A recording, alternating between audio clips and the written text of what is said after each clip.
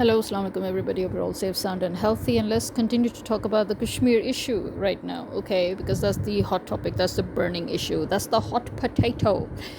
Now, first of all, a correction because I kept on and on talking. I was talking about both Gilgit-Baltistan and Kashmir in my latest podcast, and I kept on and on talking about the elections in Kashmir, which was actually a mistake on my part. I'm sorry about that.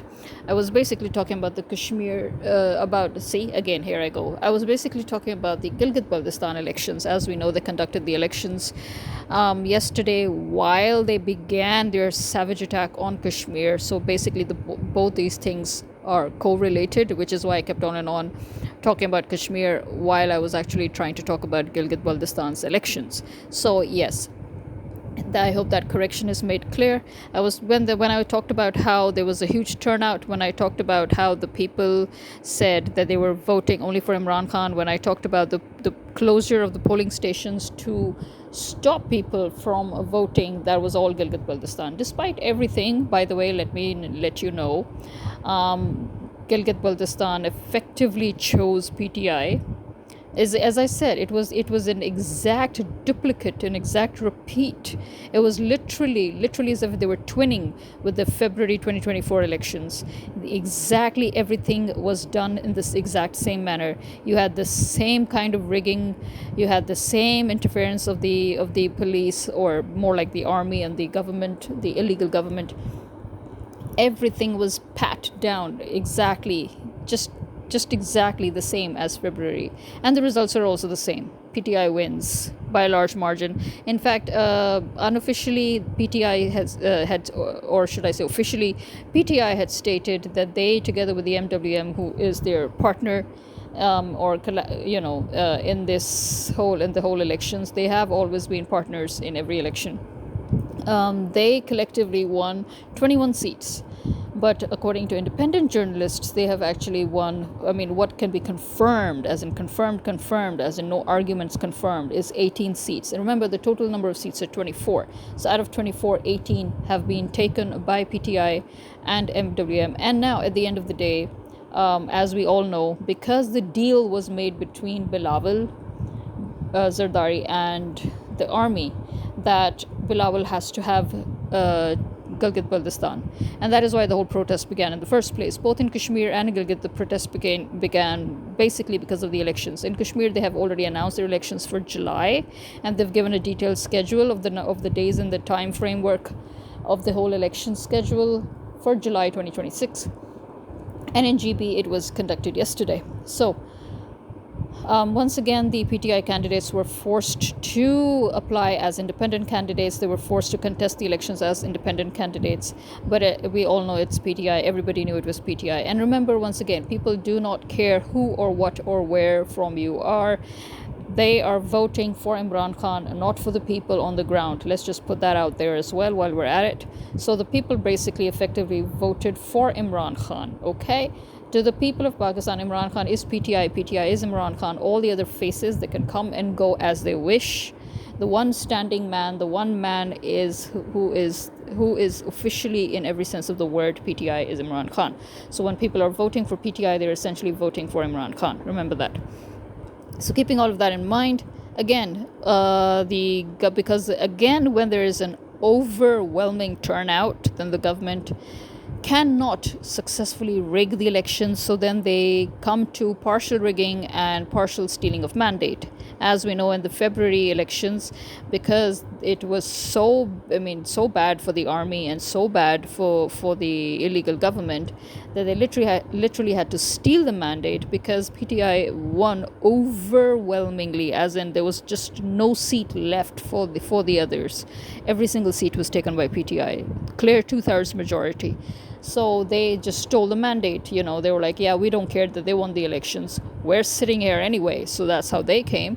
And now in Gilgit-Baltistan, they are trying that, okay, we'll give 8 seats to Bilawal's party, which is People's Party. We'll give 6 seats to Nawaz Sharif's party, because they always have to have their finger in the pie. And then still they couldn't rig enough to take away the seats from PTI. So ultimately 10 seats are still going to PTI. So they're still the majority anyway. So that's what's going on in GB. I mean, from what we have listened to with various sources. If you want to listen to clear details, you can listen to, again, Shabazz Gill's vlog. You can listen to the independent journalists who covered it in Gilgit-Baltistan. You can listen to Mohit Pirzada for analysis, maybe. But yeah, for the results and all, you will have to go to independent media, and you will have to go to Shabazz Gill for the further breakdown of the whole results. Now let's come back to Kashmir. Okay, so at this point, as we said, according to Shabazz Gill, Bilawal had a deal with the army saying that, okay, so you can do anything you want in Kashmir as long as I get my hands on Gilgit-Baltistan. And so as per Shabazz Gill's, vlog, let's say, as per his vlog, the silence of Bilawal is actually his tacit approval of whatever it is that is going on in Kashmir. Obviously, at the end, he'll come and make a statement or two when there's an uproar, but who cares about that? It is very much like the statements that PTI always tends to make after the elections are rigged, after everything is stolen, after the mandate is stolen, and after the fake results are announced. Then they come forward in order to, just issue that formal speech, just to get that formality out of the way, where they'll pretend to be outraged and say, oh, we had these many seats and once again the elections were rigged and this and that. Although I agree 100% with Shabazz Gill, because I am of the same thought, so I do not mind repeating what he said, because as I said, that is essentially what I think as well, and most of us.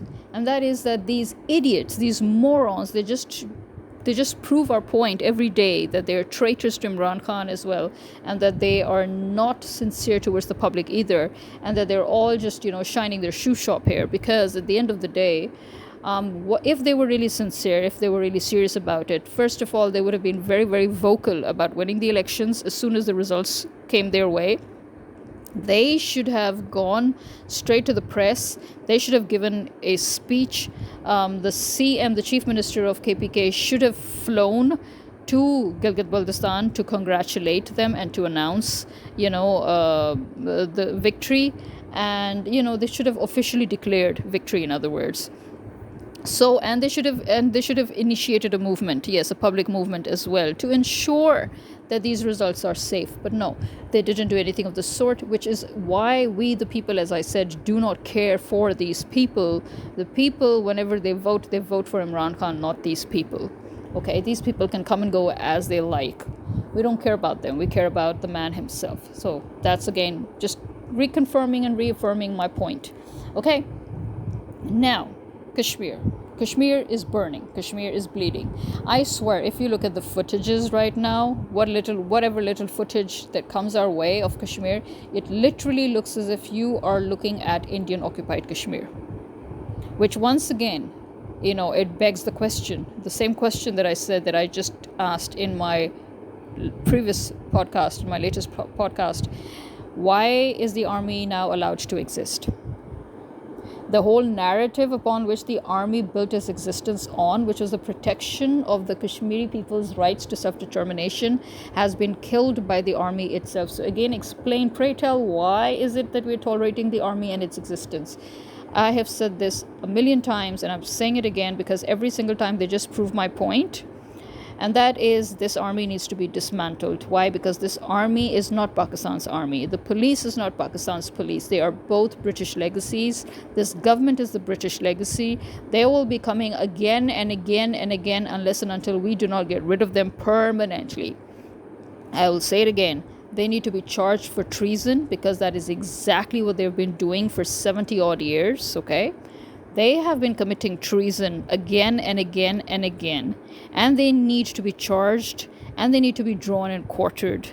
Okay? They need to be made an example of, so that nobody should ever try this again with the people of Pakistan. But again, as I say, the problem is with the people of Pakistan.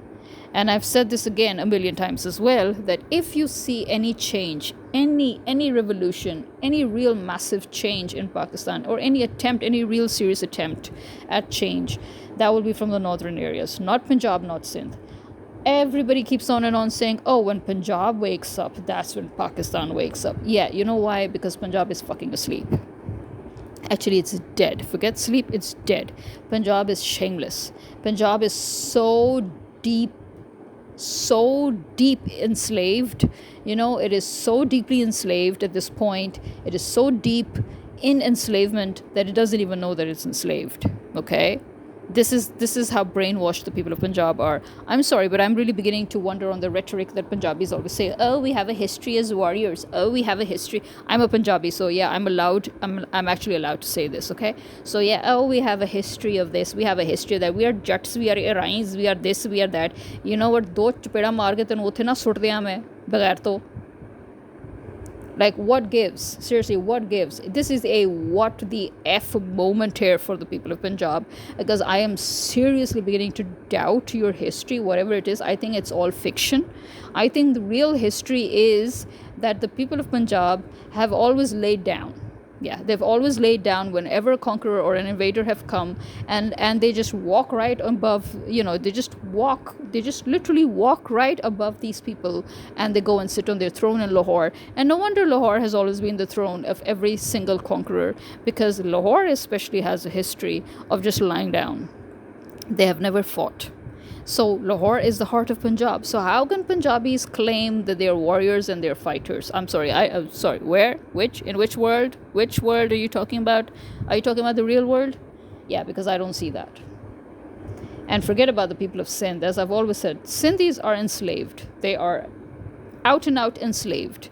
They have been so deeply entrenched in feudalism and in the enslavement of feudalism that they really do not know what's what. Okay, so Sindh is always like, yeah, everybody, it's you don't even have to talk about it. This is an understood fact. Sindh is just enslaved, but Punjab, yeah, that fiction that we've hold on to, which is why everybody seems to keep on thinking. Oh, also, by the way, maybe because of the fact that Punjab is always dead, maybe that is why people seem to think that, oh, if Punjab wakes up, then the whole country wakes up. Yeah, because I think people are banking on this thing that, when there's a person who you keep on smacking and smacking and smacking and smacking and smacking and smacking, and then finally when they lose their shit, then they become the most dangerous people. They turn into these weird ass psychopaths. Yeah, they're hoping that for Punjab. Yeah, I don't know whether to be sad about that or whether to join them in that positivity. Seriously, because I don't even see that. I don't see Punjab waking up after getting so raped. Seriously. And I'm not just, no, this is fact. If you look at it practically, Punjab has been raped countless times, and it's still just taking it. Nobody do you see Punjab standing up anytime soon? No. But you know what, as I said before, again, if Punjab can collapse under the illegal government and under the army, Punjab can collapse under the massive civil movement by the north of Pakistan. Yes, and then maybe Punjab can wake up. I think people have always thought of Lahore and Punjab is so important because we're the seat. The Lahore is the seat, unfortunately for us anyway, but Punjab, because of the population. I think it's the population, the massive population of Pakistan. It makes the strength of Pakistan. So people have this thing that, yeah, this is the bulk. But here, let me tell you one thing. Forget this. If the whole of the northern regions unite, if Balochistan, KPK, Gilgit-Baltistan and Kashmir, if they all unite, and now get this, if they all unite and push back and start their protest, start their shutdowns, start their strikes, start their movement, now half their populations are spread out between Karachi and Punjab, especially Islamabad and Lahore in Punjab, right? And then you have Abbottabad side and all, which actually is not exactly Punjab. But I mean, I'm just saying that from that side, they come through to Punjab. But they're concentrated, let's just put it this way, they're concentrated in Islamabad and Lahore, right? On the other side, they're concentrated in Karachi. And these are the cities that they want to wake up, isn't it? If you initiate your united movement and then you tell your people in Lahore, Karachi, and Islamabad to activate themselves too, to become part of that movement, to become part of that, that shutter down protest and strike, and, yes, then there is a chance that these two dead cities, these two dead provinces will wake up, yes. Because you're already going to be in there. You're already there. You're already in Karachi. You're already in Islamabad. You're already in Lahore. Start a movement. But you have to be united. You be united. You start that movement. You force your people in these cities to start their movement. Shut down their businesses. Shut down their shops. Go on a full-blown strike. Come out to the streets. And yes, there's a chance for these two dead idiots to wake up. And because they will be shattered and collapse all over again, and then they'll get up. Yes. Yeah. That can work, I strongly urge the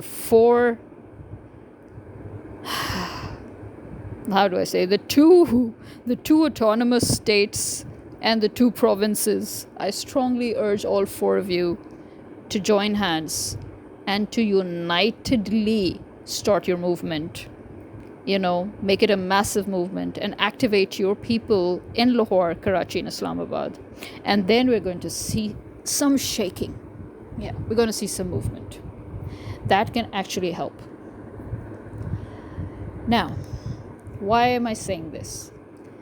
I know that as per, the arguments, that the legal arguments or the political arguments that people will say or make is that, Pakistan's official state policy does not support or advocate for independent Kashmir. Actually, if you look into the intricacies of it, Islamabad's official stance is that the future of the entire Jammu and Kashmir region must be decided through a free and impartial plebiscite under United Nations Security Council resolutions, which would allow the Kashmiri people to choose between joining Pakistan or India. Well, hello, that is exactly what it means when we say that the Pakistani official state policy supports the Kashmiris' right to self-determination, which means that even if they opt to be an independent state, they can. I don't care how you try to spin through your legal loopholes, okay? And I don't care how you try to word it, and I don't care how you try to twist it. But it boils down to this, because the UNSC resolutions very clearly state that the Kashmiris have the right to determine whether they want to be an independent state or whether they want to join India or Pakistan. It should be left to them to determine. So that is what Pakistan's policy is, that we have to follow the United States resolution. So pray tell, why does that mean that it does not support the independence of Kashmir? If it does not support the independence of Kashmir, then it does not support the UNSC resolutions. Use your brains when you try to argue this point with me, first of all, okay? I don't care if your primary diplomatic and political argument is centered on the right of self-determination, making it that, actually it rests on the argument that the region has a Muslim majority population and should logically be a part of Pakistan in line with the foundational ideology of the two-nation theory. Wrong. I don't care if Columbia University research brought this in, because at the end of the day, if I'm right, this research was actually made by an Indian. So, I'm sorry, because this in itself shows prominent bias. Because again, let me remind you that the UN resolution states that Kashmir has the right to determine its future. If that means that it wants to be independent, it has the right to choose to do so. If it wants to join any one of its neighboring countries, it has the right to do so. And it is keeping in mind with that exact policy that Pakistan maintained this policy, and that is why, as per this policy, Kashmir has its own elections to determine its own president, its own prime minister. It has its own government, it has its own police, it has its own framework and everything. The only thing that it depends on Pakistan for is defense and protection by the military. And so you think that that automatically brings it under the administration of Pakistan's federal government? No, not really. No, I don't care how you word it, because the only deal that it made with Pakistan was protection, military protection, and foreign affairs, as in foreign policies, foreign affairs, diplomacy, because Pakistan, again, as per Kashmir policy, Pakistan's duty was to advocate for Kashmir's right to self-determination, and so Pakistan was to provide that representation, that platform for Kashmir to highlight the issue that Kashmir is constantly being denied its right to self-determination by India, because ideally both parts of Kashmir want to join together and then make that decision. Okay, so yeah, you cannot say one without the other. You cannot twist that logic. I don't care. Okay, so now if you look at the agreement between Pakistan and Azad Kashmir, this agreement was executed on 28th April 1949. So forget about the 1974 policy. That's what I'm saying. Look at the actual OG agreement on 28th April 1949 between the government of Pakistan and the then government of Azad Kashmir. So you see, yeah, government of Azad Kashmir, government of Pakistan. You cannot have your own government if you are under the administration of another country. Just saying, Okay, and what is the agreement here? Let's look into that. The Karachi agreement of Azad Kashmir and Pakistan between their governments. The Karachi agreement is an agreement purportedly executed on 28th April 1949 between the government of Pakistan and the government of Azad Kashmir. I'm reading it, so yeah. Governing the relations between Pakistan and Azad Kashmir, it set down the division of the powers between the two governments, as well as the All Jammu and Kashmir Muslim Conference. Through the agreement, Azad Kashmir ceded to the government of Pakistan complete control over Gilgit-Baltistan, which is GB, which is now called the Northern Areas, or actually then it was called the Northern Areas, now it's called Gilgit-Baltistan, and the control over subjects of defense, foreign affairs, and communications in its area.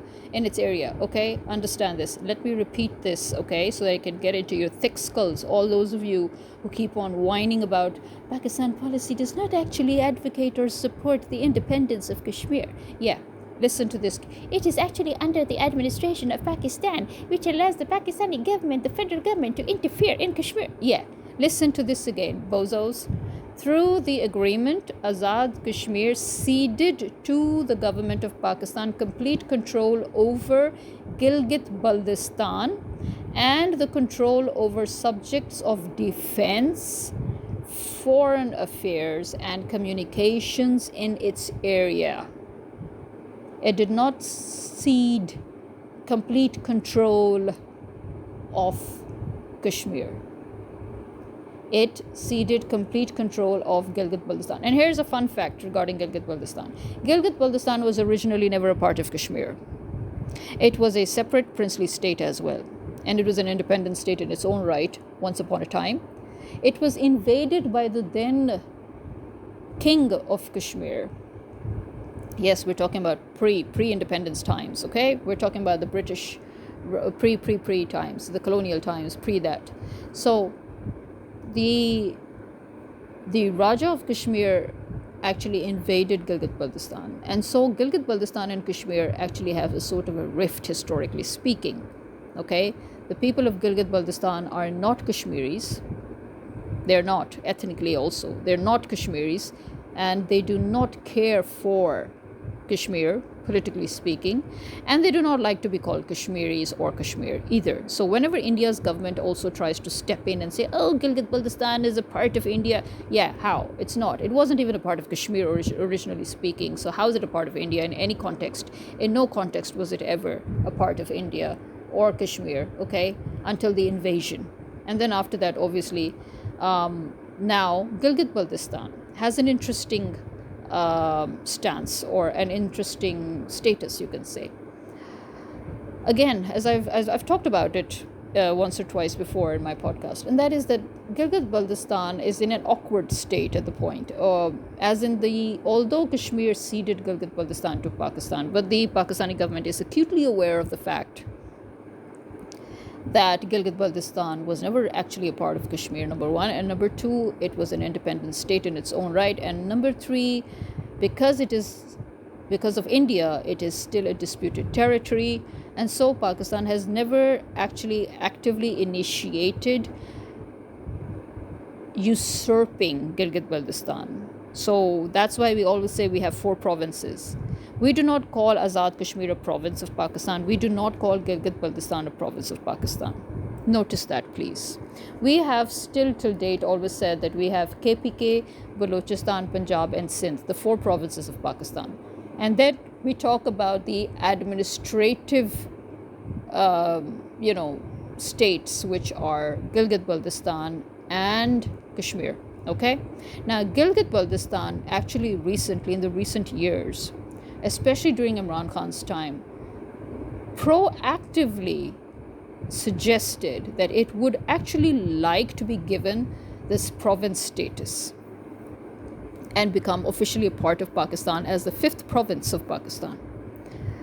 But since this government came and since this army took over, Gilgit-Baltistan revised its position and in fact is now thinking that it should not have anything to do with Pakistan, and is in fact actually thinking of how it should somehow become totally independent of Pakistan.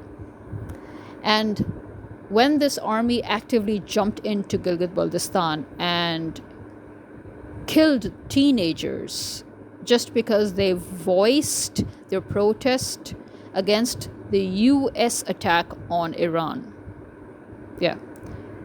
that created a problem. Again, as I said, Gilgit-Baltistan and Azad Kashmir, they are not parts of Pakistan. I don't care what your policy says. I don't care what you're trying to do here. They are just not a part of Pakistan. They are not a part in the sense that they are not provinces of Pakistan. These are federally administered states, okay? Even if you like to put it that way. Although actually Kashmir is not even that, despite the fact that, even Google will argue with you that no, it is a federally no, it's not. Why? It has its own president and it has its own prime minister. Now, if you argue that Gilgit-Baltistan is federally administered, yes, I could actually to some extent agree with that because, so they are under federal administration.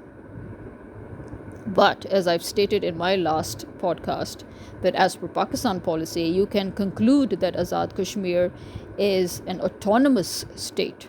But the truth is, it is an autonomous state which is also an independent state, or with the, let's put it this way, with the potential semi-independence, in the sense that they have their own governance, they have their own elections, they have their own president, they have their own prime minister, and that is again in acceptance or acknowledgement of the fact that they have the right to self-determination. And Pakistan professes and claims to protect that right to self-determination.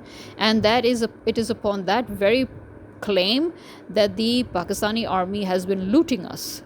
It has been stealing so much money. It has been adding so much to its funds. It has been expanding itself beyond legal terms.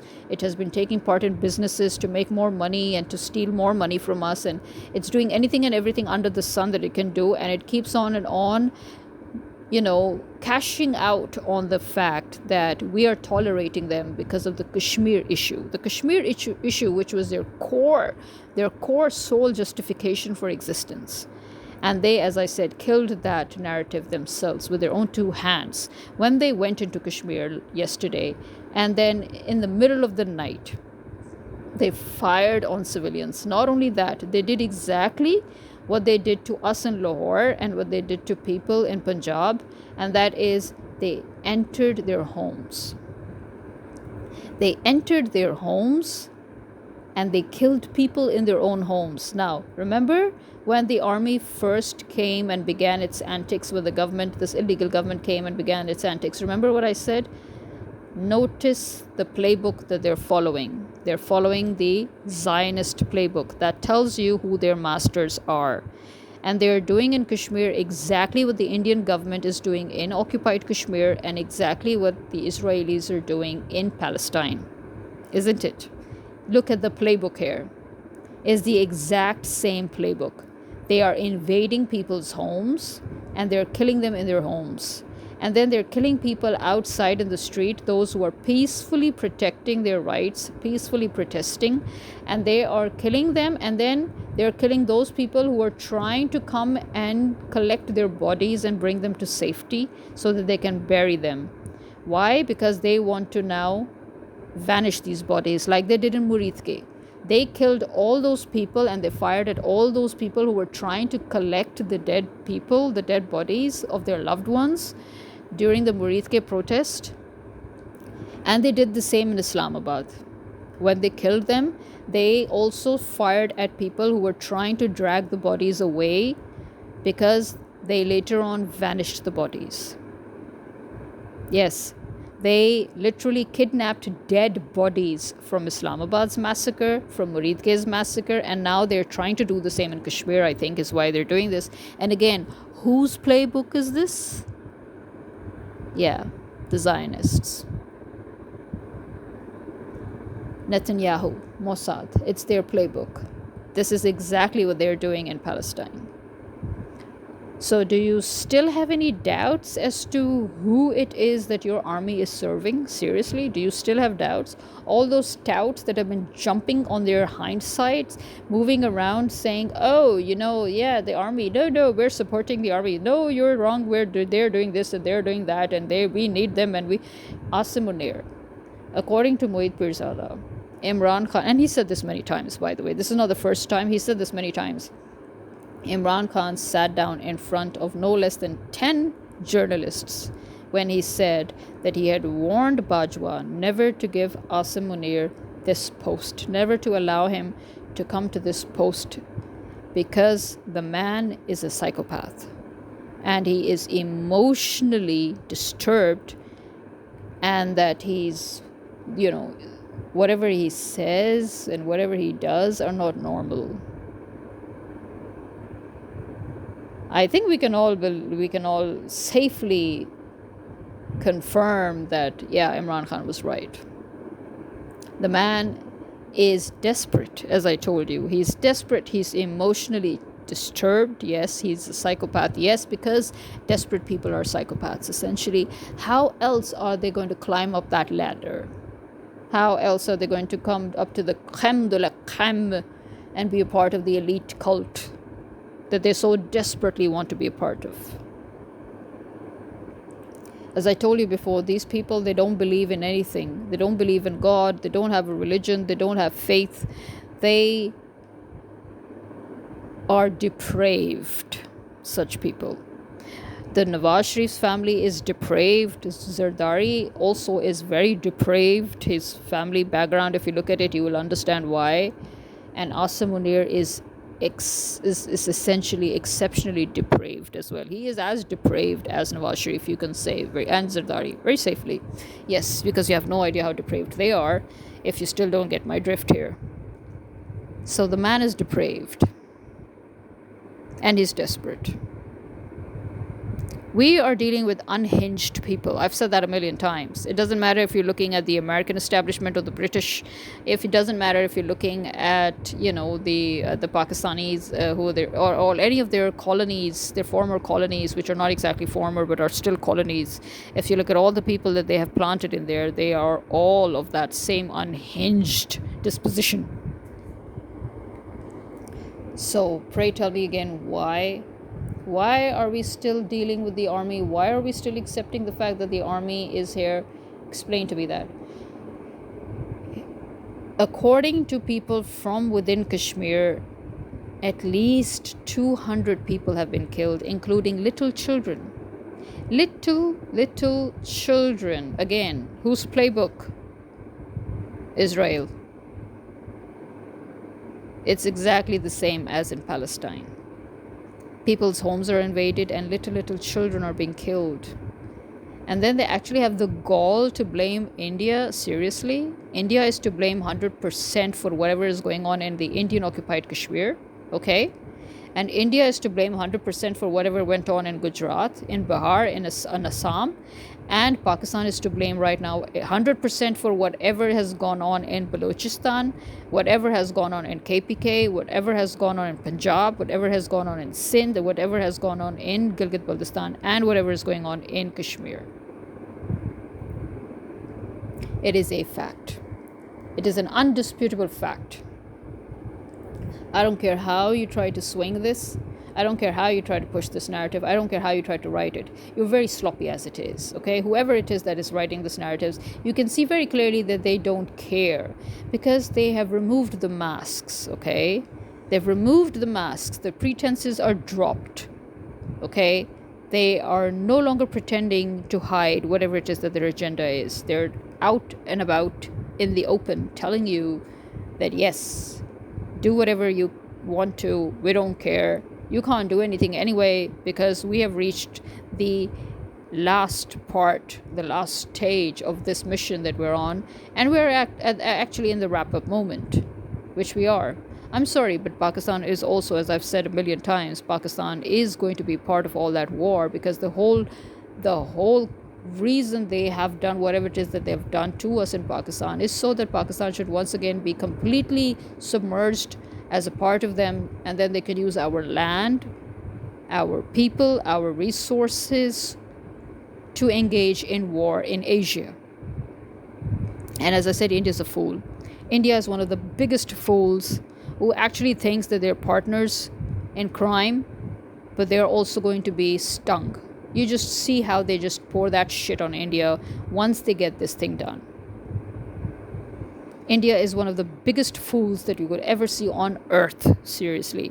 That is literally taking everybody down into shithole with their eyes wide open. So much for that. So here we are. We've got hundreds of people dead in Kashmir. We've got a replay of Islamabad Muritke, except that this time it is in a territory that does not even belong to Pakistan. This is out and out an invasion. I don't care, as I said, how you see it or whatever you try to put through. This is an out and out invasion. Pakistan, it is the Pakistani government that made this policy that no one from Pakistan will be able to buy land in Kashmir or land jobs in Kashmir or take over any opportunities in Kashmir. This was again to protect the rights of the Kashmiris, to protect their potential future to be an independent state if they ever wish to. This again is why I challenge anybody who tries to say that no, Pakistan's policy does not actively advocate or propose or support the total independence of Kashmir. No. Essentially, as per the agreement, Pakistan's policy does indeed support, and it should support, the independence of the Kashmir state if needed, if Kashmiris choose to do so. Because again, the right to self-determination means that if the Kashmiris want to be independent, we cannot stop them. And we have endorsed that UN resolution, which means we have endorsed their right to be independent if they wish to. Which is why we have never ever allowed Pakistanis to take any advantage of Kashmir. Because then what would be the difference between us and the Indian government, where India is literally rushing into occupied Kashmir, buying land, snatching land, making Hindu extremists from India to go to Kashmir and buy land and settle. It was the exact same thing that the Jews are doing in Palestine, where they entered Palestine and they started buying their land, and now they have reached to this point where they are literally stealing their homes from them, demolishing their homes, forcing them out. It is to protect the Kashmiris from exactly this thing that Pakistan issued this state policy where no Pakistani is allowed to buy land in Kashmir or to do business there or to land a job there. It is for the protection of the people of Kashmir and their right to self-determination. and to stop exactly this thing from happening, which is happening in Indian occupied Kashmir, and it is happening in Palestine. Okay, I don't even know why I have to explain this, or why anybody has to explain this to anybody. I thought this was common sense. I thought everybody knew that. But the fact that they're trying to spin this narrative, the touts are trying to spin this narrative on media, I don't know who it is again that they're trying to fool, because the biggest fool is he who thinks that everybody else is a fool. This was a policy that was made by Pakistan itself.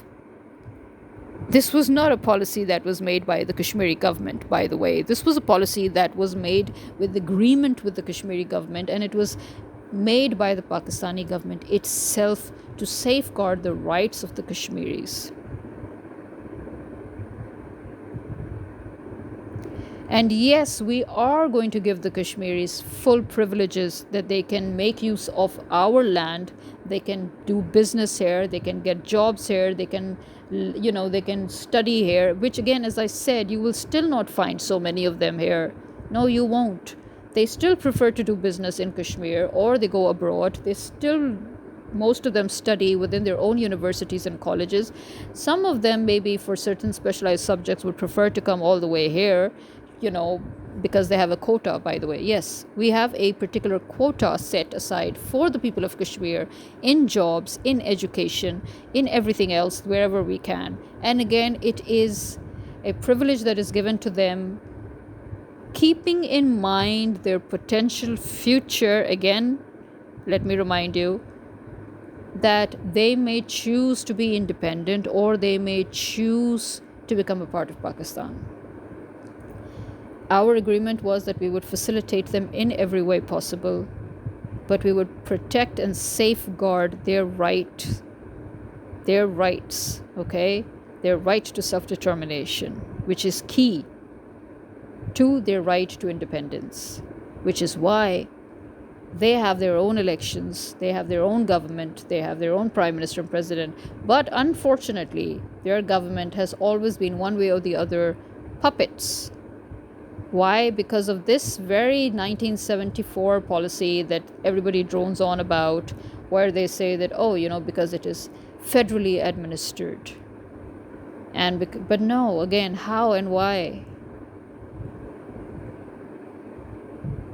You just basically did a friendly invasion through their government. How are you any different from the British and the Americans, who have been constantly invading our governments? They have constantly been deciding who governs Pakistan from behind the scenes. And we basically did the same with Kashmir, because they have had puppet governments. But let me tell you one thing, puppet or not puppet, their government is still better than ours, as in they still challenge us for their people. They still at least pretend to care about their people, okay? They're still at least challenging the army, they're challenging the state, they're challenging the government, because that is their right to do so, because they are the government of their own state. This is much more than we ever would have done. We are 100% puppets. We're not challenging anybody anywhere. We're literally just bowing down and kowtowing to the masters and saying, oh, you want Kashmir? Oh, okay, we're going there, even though we have a policy. Oh, you want Gilgit-Baltistan? Okay, we're going there. Oh, you want Balochistan's resources? Oh, yeah, sure. You're dogs. They're puppets maybe, but you're dogs. You're dogs licking your master's asses. And your master ain't going to give you any crumbs. Once the war is over, you're going to be boiled. Yeah, you're going to be killed, you're going to be boiled, and you're going to be eaten up. Or given to other animals anyway. That's your future, by the way. Think about that. This is me signing out. Khuda Hafiz.